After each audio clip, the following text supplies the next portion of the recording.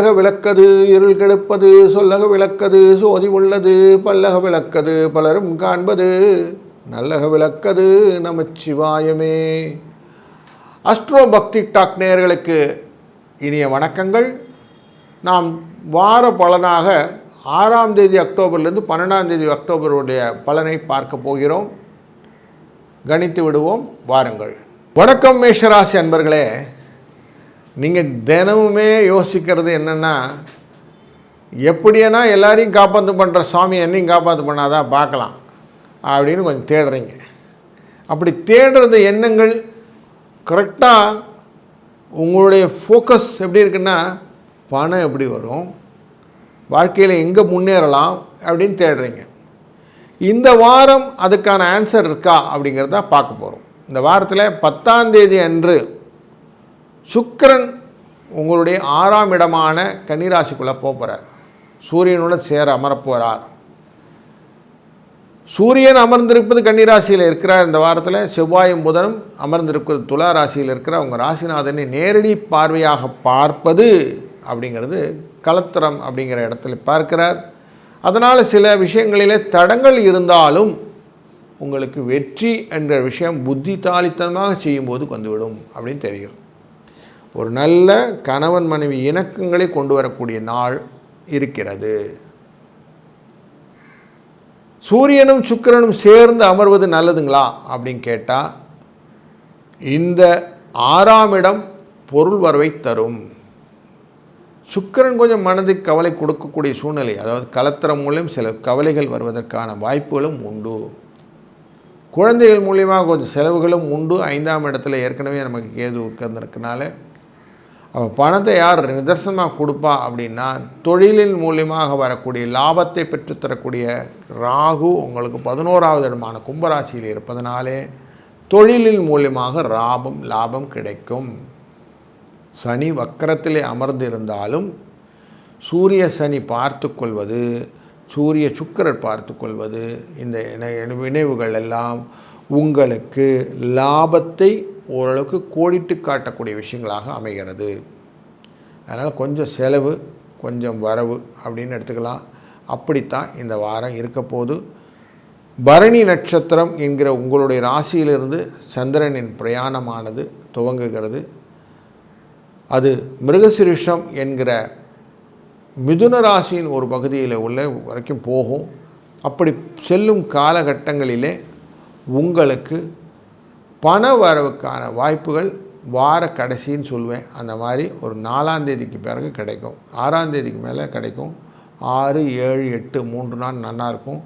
9, 10, 11 கொஞ்சம் ஸ்லக்கிஷ் ரேட்டில் போகும். கொஞ்சம் செலவுகள்லாம் உண்டு. அதுக்கப்புறம் 10, 11, 12 எகெயின் பைசா வந்துடும். அப்படிங்கிறது தான் இந்த வாரத்தில் இருக்கக்கூடிய ஃபன் ஃப்ளோ. இந்த செவ்வாயின் பார்வையும் ரிஷபராசியான 2ஆம் இடத்து மேலே விழுவதனாலே கொஞ்சம் மருத்துவ செலவுகளுக்கான எதிர்பார்ப்புகளும் உண்டு அப்படிங்கிறது மனதில் வைத்து கொள்ளுங்கள். 3, 8 என்ற அதிர்ஷ்ட எண்ணை பயன்படுத்துவதும் இந்த வாரம் முழுவதுமே உங்களுடைய மனதிலே முருகனை, பழனிமலை முருகனை தியானம் செய்வதனாலே உங்கள் வாழ்க்கையிலே ஒரு தெளிவான பாதையை நீங்கள் வகுத்து கொள்ள முடியும்.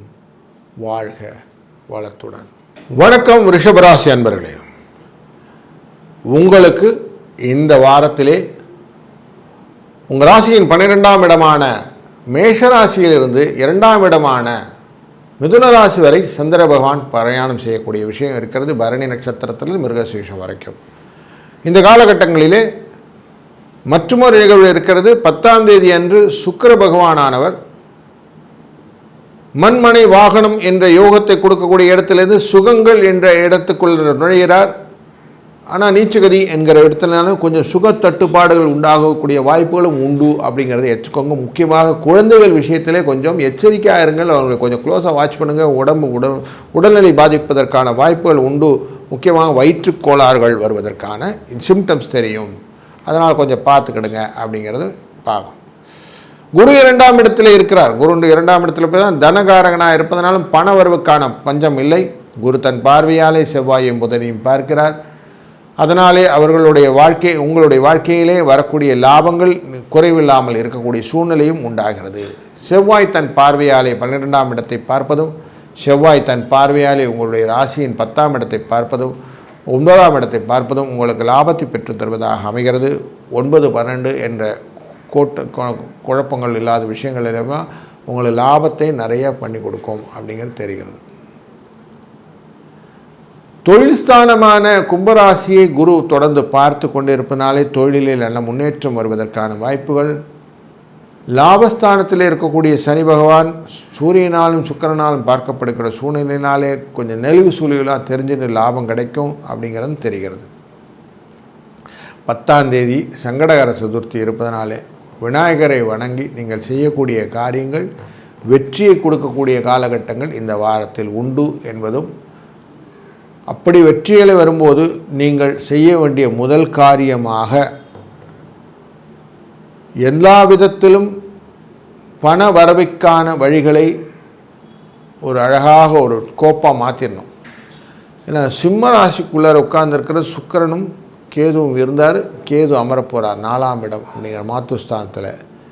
கொஞ்சம் விரோதங்களை கொடுப்பார் அப்படிங்கிறது. முக்கியமாக ரிலேஷன்ஸ் கூட பேசும்போது கொஞ்சம் கேர்ஃபுல்லாக பேசுங்க. தேவையில்லாமல் அவங்ககிட்ட வார்த்தையை விட்டு மாட்டிக்காதீங்க. செய்கிற வேலையெல்லாம் ஒழுங்காக செஞ்சுட்டு வந்துட்டோம்னா பிரச்சனை இல்லைங்களா, அதனால் கொஞ்சம் பார்த்து பண்ணுங்கள் அப்படிங்கிறது தான் ஃபேக்ட்டு. அப்படி பண்ணிட்டீங்கன்னா இந்த வாரம் உங்களுக்கு சக்ஸஸ் ஸ்டோரி உண்டு. 4, 2 என்ற அதிர்ஷ்ட எண்ணை பயன்படுத்தி கொள்ளுங்கள். மேலும் பலமாக நலமாக இருப்பதற்கு விநாயகரின் வழிபாடும் இந்த வாரத்தில் முக்கியம். வாழ்க வளத்துடன்.